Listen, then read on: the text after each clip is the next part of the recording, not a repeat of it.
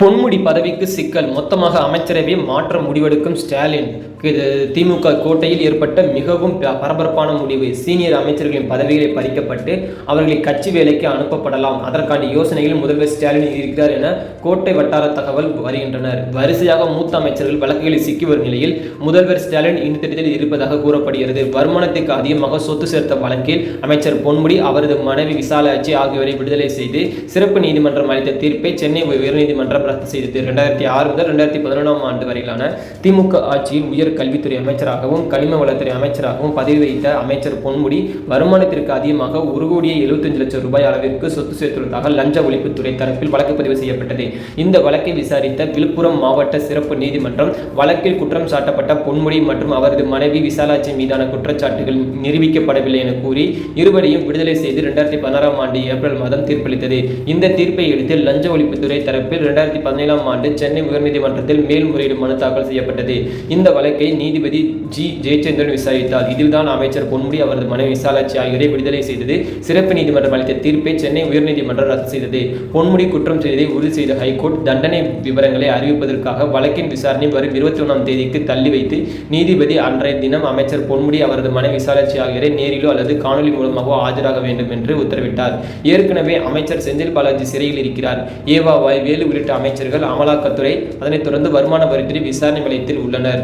இந்த நிலையில் அமைச்சரவை மாற்றம் தொடர்பாக மூத்த பத்திரிகையாளர்கள் பிரிய சமீபத்தில் ஒன் இந்தியா யூடியூப் சேனல் ஒன்றுக்கு பேட்டியளித்தார். சமீபத்தில் அவர் அளித்த பேட்டியில் சீனியர்களாக இருக்கும் 10 அமைச்சர்கள் தான் டெல்லி டார்கெட் செய்கிறது, அப்படிதான் செந்தில் பாலாஜியை டார்கெட் செய்தது, தற்போது ஏவா வேலுவை டார்கெட் செய்கின்றனர், இடையில் பொன்முடி டார்கெட் செய்தார், இப்படி சீனியர்களை இருக்கும் 10 பேரை தான் டார்கெட் செய்து வருகிறார்கள். சீனியர்களாக இருக்கும் நபர்கள் தான் டெல்லியின் பொறியியல் சிக்கியுள்ளனர். இவர்களை கைது செய்து கூட வாய்ப்புகள் அதிகம் உள்ளது. சீனியர்களை கைது செய்ய மொத்தமாக கட்சியை முடக்கும் திட்டங்களில் இவர்கள் ஈடுபடலாம். அதனால் ஆட்சிக்கு கெட்ட பெயர் வரும். தேர்தல் நேரத்தில் பாஜக இந்த திட்டத்தை களமிறக்க நினைக்கலாம்.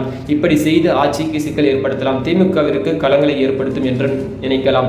அதற்கு பதிலடி தரும் விதமாக ஸ்டாலின் மனதில் இன்னொரு திட்டம் உள்ளது.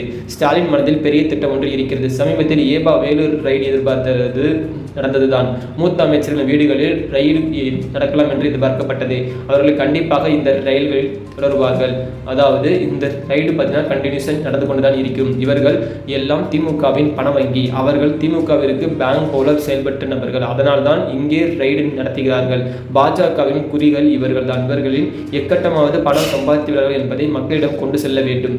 அது மட்டும் இல்லாமல் மற்றபடி ரயில் மூலம் எதுவுமே நடக்காது.